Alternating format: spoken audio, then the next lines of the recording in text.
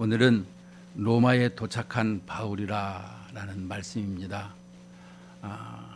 사도행전 23장 11절에 보면 이런 말씀이 있어요. 그날 밤에 주께서 바울의 곁에 서서 이르되 네가 예루살렘에서 나의 일을 증언한 것 같이 로마에서도 증언하여야 하리라, 이렇게 말씀해 주셨습니다. 또 27장에서도 23절에서 이렇게 25절을 보면 내가 속한 바 곧 내가 섬기는 하나님의 사자가 어젯밤에 내 곁에 서서 말하되 바울아 두려워하지 말라, 내가 가이사 앞에 서야 하겠고 또 하나님께서 너와 함께 항해하는 자를 다 내게 주셨다 하였으니 그러므로 여러분이 안심하라, 나는 내게 말씀하신 그대로 되리라고 하나님을 믿노라. 그런데 오늘 15절에 보니까 그곳 형제들이 우리 소식을 듣고 아비오 광장과 트레이스 타베르네까지 맞으러 오니 그랬습니다. 결국엔 이 로마에 도착을 하게 되었던 것입니다. 어느 면으로 이렇게 볼 때 목적에 의해서 우리는 꽃길로 가느냐 또 고난으로 말미암아 가느냐, 근데 가는 길은 하나님께서 정하고 계시더라라는 것을 볼 수가 있습니다. 오늘 이 본문 속에서 보게 되면 이 로마에 도착하기까지 우리는 지난 시간 잠시 배경을 살펴보면 이제 3년 정도 걸린 것 같아요. 그러니까 예루살렘에서 이렇게 주님께서 로마에 증언하여야 하리라고 이렇게 말씀하신 이후에 그 벨릭스에게서 2년 동안 그냥 감옥에 속절없이 지내다가 이제 로마로 이제 오게 되는 그 가이사에게 상소하는 것을 보게 됩니다. 오늘 여기 16절부터도 보면 가이사에게 이 상소하는 것을 볼 수가 있는데요. 이 상소함으로 말미암아 로마에 이제 오게 되는 것을 볼 수 있습니다. 금방 오는 것도 아니고 3년 정도 걸린 것을 볼 수가 있습니다. 이것은 우리가 무엇을 하든지 내 계획대로 금방 되는 것이 아니라 때가 있고 또 그 시간이 있더라는 것을 우리에게 설명해 주고 있습니다.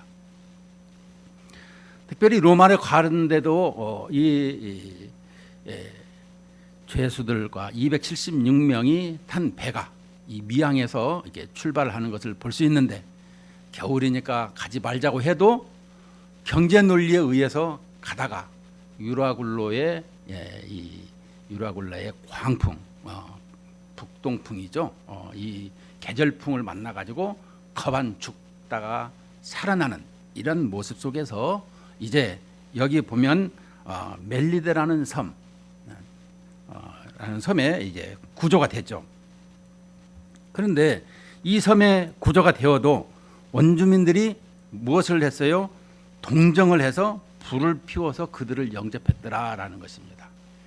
우리에게 이런 동정하는 마음이 있어요. 우리가 사랑 얘기를 할 적마다 사랑에는 5개가 있다 그랬어요. 우리에게 있어서 이 가족 간에 또 친구 간에 또 하나님께서 하는 아가페, 또 친구들 간에, 그 다음에 속성이 뭐냐면 이 동정, 필란드로피아라고 하는 이 동정하는 그 사랑이 있는 것입니다. 우리에게는 이러한 사랑이 다 있어요. 그런데 그 이 동정을 하여서 그들을 배에서 이제 얼마나 춥고 또 고난을 당하고 힘든 것을 보았겠습니까? 그래서 그들을 이렇게 불을 피워서 이 겨울 초겨울이니까 이 그들에게 불을 피워서 따뜻하게 맞이한 것을 볼 수 있습니다. 그런데 여기에서 이 바울이 나무 한 묶음 속을 불에다가 던졌는데 이 독사가 와서 그 손을 물었어요. 그런데 원주민들의 그들의 이 사고가 있는데 종교성이 뭐냐 그러면 독사에 물리면 하나님의 심판을 받는다라는 그들만의 토속 종교가 이렇게 있었는데 이 사람은 서로 말하는데 살인한 자로다. 바다에서 구조를 받았으나 공의가 그를 살지 못함이로다 합니다. 그래서 그들이 있었는데 바울이 짐승을 불에 떨어버렸는데 조금도 상함이 없어요. 원주민들은 갑자기 이제 쓰러지거나 죽어야 될 텐데 오래 기다려도 그런 것이 없으니까 이제 신인가 보다. 그들이 이 토속 종교에 왔다 갔다 하는 이런 것을 또 우리는 보게 되죠. 그런데 아무 이상이 없으니까 신이라 하더라. 그러면서 이 7절에 보니까 이 섬에서 가장 높은 사람 보블리오가 그 근처 토지가 있는데 그가 우리를 영접하여 사흘이나 친절히 머물게 하더라. 왜 여기서 이 사흘이나 친절하게 머물게 했을까요? 그는 이 보블리오라는 사람은 이들이 이제 배에 오는 그 과정 속에서 유라굴라 광풍을 맞고 그들이 살아난 모든 이야기를 들었습니다. 어느 죄수가 한 사람 있었는데 하나님께서 이 섬에 도착한다고 했고 다 구조가 된다고 했다. 그것을 그들에게 증거했어요. 그들이 들었어요. 그리고 독사가 물었어요. 죽지 않고 그대로 있습니다. 이분은 하나님인가 보다. 신인가 보다. 이렇게 그들이 이 생각을 가지게끔 되었습니다. 그런데 바울이 그 집에 머물면서 8절에 부친의 열병을 이제 우리가 얘기하는 그 열병을 말라리아죠. 이 안수하여 낫게 하는데 그 추장 대표자를 낫게 했는데 그 소식을 들은 그 섬의 많은 병자들이 또 나와서 고침을 받았더라. 근데 그 고침을 받으면서 그들에게 이 복음을 하나님의 손길이라고 사도 바울은 항상 이렇게 증거했더라는 것을 볼 수가 있습니다. 왜냐? 바울은 그가 본질이 그리스도를 만난 후에는 살아도 주를 위해서, 죽어도 주를 위해서, 모든 영광을 위해서 살아간다라고 그는 말하고 있습니다. 이 고린도서 10장에서 그래서 먹든지 마시든지 무엇을 하든지 하나님의 영광을 위해서 살아야 된다 이렇게 말씀하고 있어요. 그래서 이 바울의 이 추장의 그 대표자를 고치고 온 동네를 이 병자를 고침으로 말미암아 많은 사람들에게 이 사랑을 받았어요. 어떻게? 3개월 동안 의식주 해결을 잘 하고 갈 때에도 10절에 보니까 후한 예로 우리를 대접하고 떠날 때에 우리 쓸 것을 배에 실었더라 이렇게 말씀해 주고 있습니다. 자, 그래서 거기서 석 달 후에 11절에 온 본문에서 말합니다. 석 달 후에 우리가 그 섬에서 겨울을 난 알렉산드리아 배를 타고 떠나니 그 배의 머리 장식은 디오스 구로라. 갑자기 디오스 구로라라고 하는 것은 거기에 각주 1번 풋노트라고 하죠. 1번이 써 있습니다. 그 1번을 뭐라 그랬나? 거기에 우리가 풋노트를 보면은 이 제우스의 쌍동 아들이라 이렇게 써 있어요. 성경들 보면 다 나와 있어요. 여기에 각주 1번에. 자, 그러면 여기서 이 디오스 구로라고 하는 이 이름을 말을 왜 여기서 이 누가가 여기서 기록을 했을까? 우리는 이것을 기억을 해봐야 되는 것입니다. 그러니까 석 달 후에, 그러니까 여기 알렉산드리아 배가 이미 그 배에 여기에 여기 멜리데 섬에 도착해 있었어요. 이 알렉산드리아 배라는 것은 겨울을 나기 위해서 미리 도착해 있던 배입니다.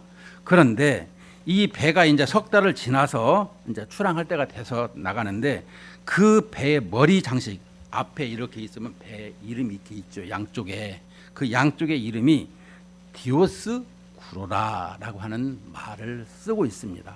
여기서 별로 그렇게 크게 이 뜻풀이를 안 하고 그냥 이렇게 지나갔는데요. 로마 이 시대에는 로마가 힘으로는 전 세계를 이렇게 정복하고 다스리는 시대였지만 이 정신적으로는 헬라 철학, 헬라의 문화를 가지고 살아가고 있습니다. 헬라 철학을 가지고 살아가는데 이 디오스 구로라고 하는 것은 바로 우리가 철학 얘기할 때마다 그리스의 신화는 사람이 만들어낸 것입니다. 그 글을 쓴 것을 말하고 있어요. 우리가 무슨 뭐 단군 신화 하니까 이게 곰이 사람이 됐다 그 얘기는 사람이 쓴 거예요. 쓴 거, 기록한 거.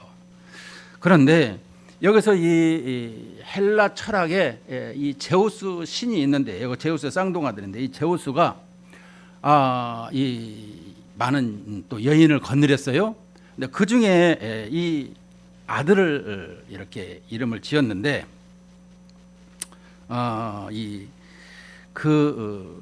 아내가 레타인데 그 아내 이 레타라는 뜻이 달신이라는 거예요. 근데 그 아내에게서 이 카토스라는 아들을 낳았어요. 그 아들에게는 이 바다를 지배하는 이 권한을 주고 또 다른 여인에게서는 아들을 낳아서 이 플록스라고 하는 아들을 낳았는데 땅의 모든 권한을 이렇게 주었어요. 자, 여기서 생각을 해볼 적에 바다의 모든 권한, 폭풍도 다스리고 바다의 모든 것을 이제 이 다스리는 것과 또 이 땅의 권한이라는 것은 모든 땅에서 나는 모든 경제적인 것 이것을 가지고 있는 것인데 이 쌍둥이의 이 얘기는 바로 이 이름을 지은 그 뜻이 바다도 정복하고 땅도 정복하고 우리 배는 이런 모든 것을 다 정복하는 아주 놀라운 것이다. 이런 뜻을 가지고 있는 거예요. 그것을 지금 이 누가는 해학적으로 디오스구로 너희들 276명이 탄 배가 그런 배를 가지고 왔는데 다 파손된 것을 볼 때 너희들의 경제력이나 너희들의 배나 지금 아무것도 아니지 않느냐. 사도 바울을 죄수의 몸으로 싣고 왔는데 그가 믿는 하나님만이 온전하고 생명을 얻고 모든 것을 얻을 수가 있더라.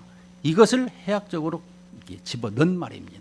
넣은 뜻이라는 것이죠. 그래서 여기에 그 섬에서 겨울을 난 알렉산드리아 배를 타고 떠나니 그 배의 머리 장식은 디오스 구로라 그랬습니다. 자, 우리 이 배는 폭풍만 나도 끄떡없고 우리 여기 탄 사람들은 전부 다 경제적으로도 땅에서 모든 것을 다 부자로 살아갈 수 있어라고 하는 이런 모습을 이렇게 머리 장식에 가지고 있지만 너희들 지난 석 달 전에 어떻게 살았느냐라는 것을 이게 산산조각을 내면서 이렇게 해학적으로 풍자를 해 놓은 것입니다. 그래서 이 글을 지금 이 헬라의 철학에 대한 것을 여기다 심어 놓은 거예요. 그리고 이제 12절부터 보면 수라구사에서 대고 사흘을 있다가 거기서 둘러가서 레기온에 이르러 하루를 지낸 후 남풍이 일어나므로 이튿날 보디올에 이르러 지금 여기 알렉산드리아 배 타고 여기에서 지금 떠나서 수라구사 대고 거기서 사흘 있다가 또 레기온에 이르러서 하루를 지난 후에 그러니까 이 배가 지금 가는 곳마다 이렇게 기록을 지금 하고 있습니다. 어떻게 해서 가고 있는가. 근데 레기온에 이르러 하루를 지난 후 남풍이 일어나 이튿날 보디올에 이르러. 근데 이 레기온에서 이 보디올까지의 거리가 아주 멉니다. 이 뱃길로 한 닷새 거리 정도 되는데 왜냐 동력이 없으니까 이 손으로 또 내지는 바람을 이용해서 가는 배이기 때문에 그래서 이 오래 걸리는 배를 여기에 보니까 하루를 지낸 후 남풍이 일어나 하나님께서는 남풍으로 말미암아 그를 배를 확 보내줬다라는 것입니다. 왜일까요? 왜 남풍을 불어서 보냈을까요? 성경을 읽으면서 여기서 남풍이 이렇다, 또 북풍이 이렇다, 이런 걸 생각할 적마다 왜 그랬을까라는 걸 생각을 하면 하나님의 마음을 우리가 읽을 수 있어야 되는 거예요. 하나님의 마음은 지금 빨리 로마에 가야 되는 이러한 하나님의 다급한 심령이 있더라는 것입니다. 사도 바울이 비록 죄수지만 빨리 가서 복음을 그 땅에 로마에 지금 전파하고 깃발을 꽂고 복음이 이렇게 전파되어지는 놀라운 역사가 속히 있어야 되겠어서 하나님께서 이 바람을 이렇게 보내더라라고 말씀해 주고 있습니다. 그래서 이 형제들의 이제 14절을 또 보게 되면 거기서 형제들을 만나 그들의 청함을 받아 2일을 함께 머무니라. 그래서 우리는 이와 같이 로마로 가니라. 자, 여기 형제들을 지금 만났습니다. 보디올 항구입니다. 여기 이제 항구에서. 그런데 이 형제라는 말은 무슨 뜻일까요? 형제라는 말은 항상 우리가 이 사도행전 계속해서 볼 적마다 2장에서 이 예루살렘 교회의 그 모든 일이 형제요 자매라 이렇게 이 얘기를 하고 있어요. 그리스도를 믿는 예수 그리스도를 믿는 모든 사람들을 형제라 이렇게 지칭을 하는데요. 그러면 지금 로마에 가지도 않았는데 어떻게 형제가 여기에 있는가? 이것은 이 오순절 날 때 이 그 디아스포라들이 예루살렘에 제사를 드리러 왔다가 이 오순절에 교회가 탄생되는 것을 보고 그들이 이제 그리스도로 개종하고 영접을 해서 그들이 로마에 가서 신앙생활을 하게 된 것을 말씀해 주고 있습니다. 그런데 이 로마에 가서 신앙생활을 하는데 이제 어려움이 왔어요. 이 로마에서 추방령이 내려가지고 이 그리스도인들이 어떻게 살아가야 될까 힘들 때에 사도 바울이 이 고린도 교회에서 로마서를 쓰게 됩니다. 자, 한 장만 뒤로 넘겨서 1장 로마서 1장 8절부터 좀 16절까지를 내가 읽어보겠습니다. 로마서 1장 8절부터 내가 예수 그리스도로 말미암아 너희 모든 사람에 관하여 내 하나님께 감사함은 너희 믿음이 온 세상에 전파됨이로다. 내가 그의 아들의 복음 안에서 내 심령으로 섬기는 하나님이 나의 증인이 되시거니와 항상 내 기도에 쉬지 않고 너희를 바라며 어떻게 하든지 이제 하나님의 뜻 안에서 너희에게로 나아갈 좋은 길 얻기를 구하노라. 하나님의 뜻 안에서 너희에게로 나아갈 좋은 길 얻기를 구하노라.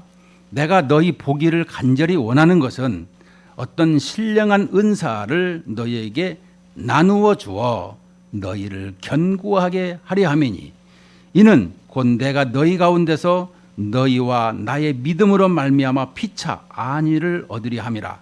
형제들아, 내가 여러 번 너희에게 가고자 한 것을 너희가 모르기를 원하지 아니하노니 이는 너희 중에서도 다른 이방인 중에서와 같이 열매를 맺게 하려 함이로되 지금까지 길이 막혔도다.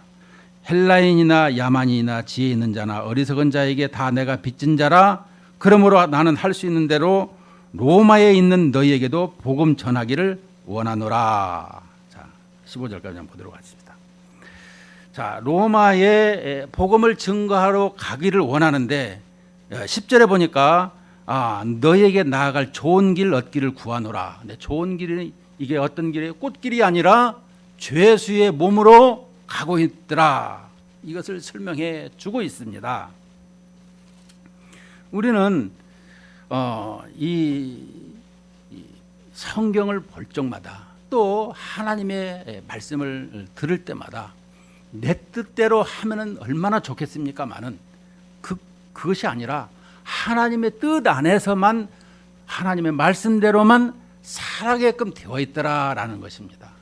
사도 바울은요, 고린도후서 이제 9장에서 이렇게 보게 되면 그의 일생은 참 예수 그리스도를 다메섹 도상에 만난 후로 얼마만큼 유대인들에게 이렇게 시련을 당하는지, 어디를 가든지 그를 쫓아와 죽이려고까지 하는 이런 모습 속에 살았습니다. 굶고 배가 파선당하고 또 내쫓김 당하는 이런 것을 가지고 살았어요. 그는 이 세상을 살면서 복음을 위해서 살아가는 것이 내 사명이다라는 것을, 또 소명을 하나님께서 불렀더라는 것을 이제 모태에서 이렇게 택정했더라고 갈라디아에서는 말하고 있는데요. 이처럼 자기를 부르신 하나님께서 그 부른 모든 것을 실행하고 행하고자 하는 것을 열심을 내었다라고 말씀해 주고 있습니다. 그러면 바울하고 나하고는 무슨 상관이 있을까? 여러분, 성경에 기록된 것은 다 나하고 관계가 있는 거예요. 나하고. 이건 바울 얘기고 이건 하나님 얘기고 그게 아니에요. 우리 그리스도인들에게 주는 현재적인 말씀인 거예요. 과거적인 것도 아니고 미래적인 것도 아니고 지금 우리에게 필요한 말씀을 주신 것이라, 이런 말씀인 거예요. 그래서 오늘 보니까 이 바울은 이 로마에 도착을 했습니다. 그런데 로마에 도착을 했는데 그의 삶을 볼 적에 너무 힘들고 어렵게 살았지만 그의 목적은 하나님의 뜻을 쫓아 살아가는 것이다 라는 것입니다. 여러분, 우리가 하나님의 뜻을 쫓는다고 할 때에 어떻게 쫓는 것인가? 우리는 예수님께서 십자가를 지실 적에 겟세마네 동산에서 이제 내일이면 이 십자가의 처형이 있는데, 아버지여, 이 잔을 내게서 옮겨 주시옵소서. 그러나 나의 뜻대로 마시고 아버지의 뜻대로 하시기를 원하나이다. 무슨 말씀입니까? 나는 이것을 피하고 싶습니다. 이게 진짜로 내가 십자가를 져야 되는 것인가요? 하나님 앞에 기도한 것이죠. 아버지께, 예수님께서. 그럴 때에 예수님께서는 말씀을 하지 않습니다. 하나님께서는 예수님에게. 그러나 그렇게 기도하고 기도가 와직근하고 뭔가 와닿아야 되는데 그런 것이 아니에요. 그래서 하나님께서 무응답도 응답이시고 응답도 응답이시고 이 부분을 우리는 가지고 있어야 되는 거예요. 그래서 예수님께서는 그 다음날 십자가를 지시는 것을 볼 수가 있죠. 바울도 마찬가지입니다. 무엇을 하든지 하나님의 뜻 가운데서 생활을 했더라라는 것을 설명해 주고 있는 것이죠. 자, 그런데 15절에 보면 그곳 형제들이, 자 14절에도 거기서 형제들을 만나 이레를 함께해서 로마로 가니라. 로마에 이제 도착했죠. 보디올 항구에. 그래서 이제 거기에서 형제들이 우리 소식을 듣고 아비오 광장과, 이제 로마 이제 이 보디올에서는 육로로 오게 되는 것이죠. 어디까지? 이 아비오 광장과 트레이스 타베르네까지. 그런 게 아비오하고 트레이스는 거기서 이렇게 가까운 이렇게 좀 멀지 않습니다. 그런데 이 아비오 광장까지 이 소식을 듣고 이 아비오 광장까지 맞으러 오니, 트레이스 타베르까지 맞으러 오니, 이 맞으러 왔다라는 것을 여러분들이 기억을 해야 되는 것입니다. 자, 그건 좀 이따 얘기하고 먼저 이 아비오 광장에 대해서 먼저 설명을 할게요. 아비오 광장이라는 것은 로마에 이 장군이 있었는데요. 이 아비오 장군이 있었습니다. 그는 모든 전쟁터에 갈 때마다 다 승승장구해서 이기고 항상 승리를 했던 장군입니다. 그래서 그 이름을 따라서 이 아비오 길이라는 것을 만들어 주었습니다. 뭐 축구 선수도 뭐 외국에 나가면 뭐 우리 이 독립운동 하신 사람들도 길을 내주잖아요. 길을 이름을 만들잖아요. 마찬가지로 여기서도 이 길을 이렇게 만들어 주었습니다. 아비오 길이라고. 근데 그 길 끝에 좀 가게 되면 이 광장을 하나 이렇게 만들어 줍니다. 이게 그 길을 쭉 가다가 그 광장에서 이렇게 잔치를 이렇게 하는 것을 볼 수가 있죠. 그런데 이 광장에서 개선하는 승리하는 로마 병사들, 로마 군인들을 이렇게 맞이하는 것을 볼 수가 있는데 여기에서 누가는 그 아비오 장군과 많은 사람들을 이렇게 승리하면서 그 개선하는 모든 것을 맞이하는 것을 빗대어서 죄수의 몸이지만 하나님의 나라의 관점에서 보니까 그는 하나님의 나라의 개선 장군으로 지금 여기 이 아비오 광장에 도착하고 있더라. 이것을 말하고 싶은 것이죠. 우리는 세상의 눈으로 보는 관점이 있고요. 여기 하나님의 나라의 관점으로 보는 것이 있습니다. 문제는 우리가 하나님의 나라의 관점으로 봐야 된다는 것을 여러분들이 기억을 해야 돼요. 제가 이번에도 우간다에 가서 교회 건축을 했으니까 교회에 대해서 설명을 하지만 실은 교회는 예수님으로 말미암아 하늘에 앉혀졌어요. 하늘의 교회가 그 모든 것이 이 땅과의 이 연합이 되어 있는데 하늘에서 교회에서 예배드리는 그 모든 것을 이 땅에서 그대로 행하고 있는 거예요. 하늘에서 그 모든 것을 말씀하시면 이 땅에서 우리에게 그대로 행하는 것을 설명해 주고 있는 거예요. 그러므로 하나님의 나라의 관점에서 볼 눈이 열려야 되는 거예요. 우리가 항상 이 땅에서 지상에 있으니까 그것만 가지고 얘기하고 그러면은 안 되는 거예요. 하늘과 땅이 하나가 되었다라는 것이죠. 어떻게? 예수 그리스도로 말미암아 하나가 됐다라는 것을 설명해 주고 있어요. 그래서 누가는 지금 이 하나님의 나라의 관점에서 비록 쇠사슬에 매여서 물론 이제 정치범 이게 사상범이죠. 이게 폭력이라든가 이런 것을 쓰지 않아서 그냥 이 사상이 조금 잘못됐다는 것으로 가지고 이 쇠사슬을 끌고 왔는데 로마 사람들은 뭐 죄도 아니구만 풀어주려고 해도 유대인들은 아닙니다. 그를 반드시 재판해야 되고 죽여야 됩니다. 이렇게 나온 것을 볼 수가 있죠. 여기 17절부터도 28장 계속해서 얘기하게 나오는 말이 있음인데요. 문제는 우리에게 이처럼 하나님의 나라에서 누가가 보는 관점처럼 우리에도 하나님께서 맞이하고 개선 장군처럼 그렇게 보고 있더라는 것을 설명해 주고 있는 거예요. 남 얘기가 아니고 이거는 2000년 전에 사도 바울에게 한 얘기구나. 그 얘기가 아니에요. 우리에게도 이 땅을 살아가면서 배가 파손된 것처럼 우리의 경제가 파손되고 우리의 건강이 파손되고 14일간 못 먹고 성찬식으로 말미암아 그들이 간신히 힘을 얻어도 구조됐잖아요. 주님의 떡으로 말미암아 살아난 것을 설명해 주고 있는 것입니다. 우리 신앙생활에도 마찬가지인 것입니다. 내가 하나님의 뜻을 쫓아서 어떻게 살아가는 것인가 이것이 중요하더라라고 설명해 주고 있는 것입니다. 그래서 이 15절에 보면 그곳 형제들이 이제 이 로마의 형제들이죠. 그들은 아까도 얘기했지만 고린도 교회에서 이 로마서를 기록을 해서 편지를 보냈던 것입니다. 그들이 이제 이 로마에서 추방령을 당하게 되면 어디로 가야 되고 어떻게 살아야 되는 것인가?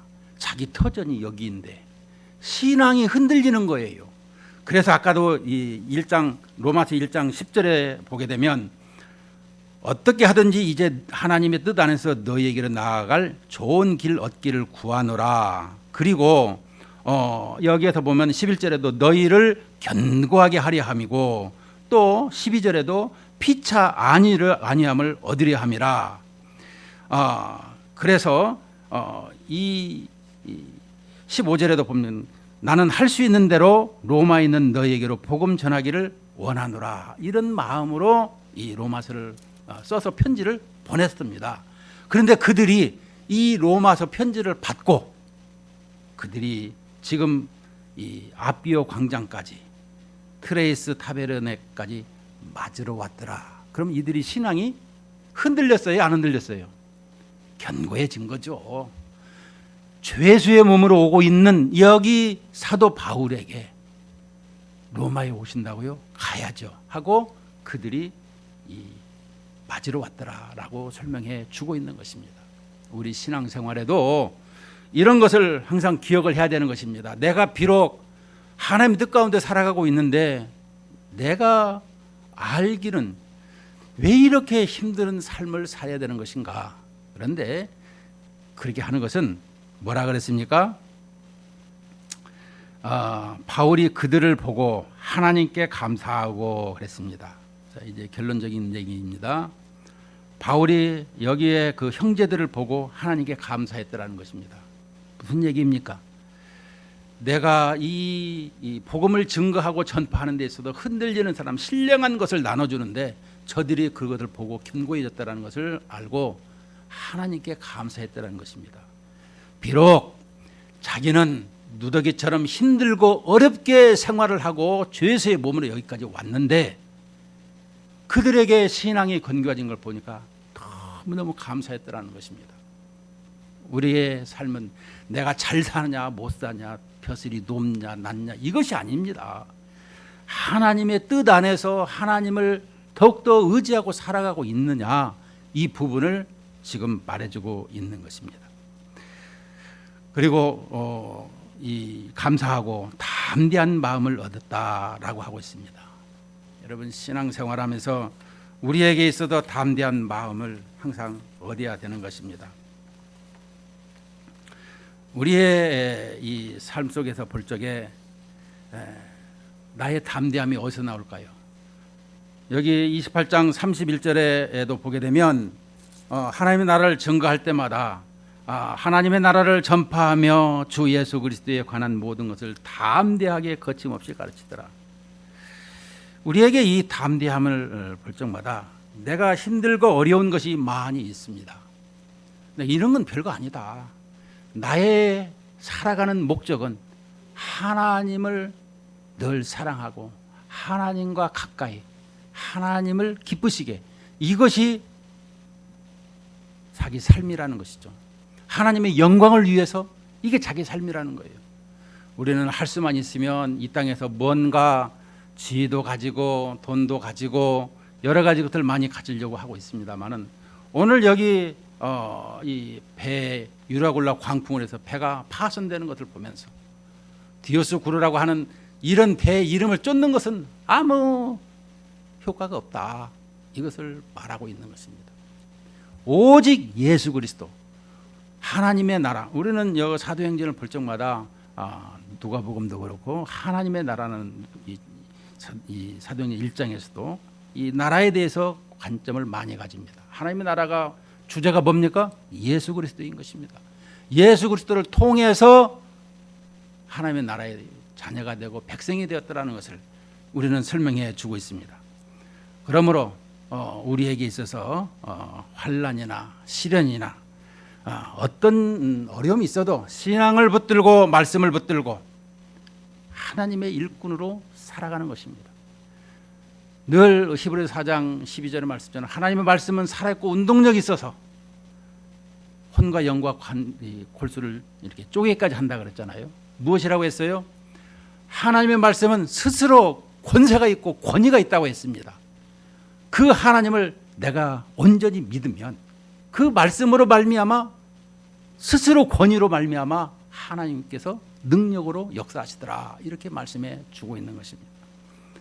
그러므로 날마다 신앙을 붙들고 말씀을 붙들고 하나님의 일꾼으로 크게 쓰임받는 담대함을 가지고 이렇게 우리 선교도 하고 또 전도도 하는 우리 반석장로 교회 성도님 되시기를 주의 이름으로 축복합니다.